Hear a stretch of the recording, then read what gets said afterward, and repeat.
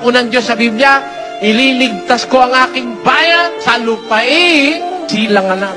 May pagliligtas na darating sa silanganan. O ngayon, para makatiyak pa tayo, sa silanganan tayo, no? Kasama tayo sa pangako para makatiyak, para maging mas maliit ang daw.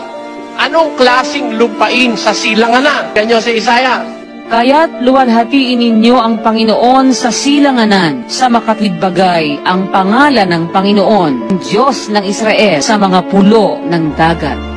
Bukod sa nakalagay silanganan, kaya nga ini-emphasize Diyos ng Israel, hindi taga-Israel itong luluwalhati. Yung iba kung magpakahulugan, baliktad.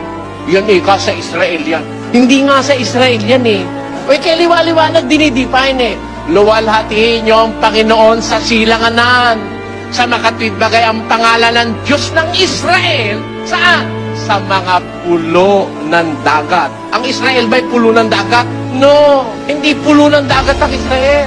Ito'y sa silanganan, mga pulo ng dagat. Ang tanong ko mga kababayan, ang Pilipinas ba, mga pulo ng dagat o hindi? Kaya nga ang tawag Philippine Archipelago. Kumbinsido na kayo, sa Pilipinas, may lilitaw na paglilingkod at pagluwalhati sa Diyos. Amen?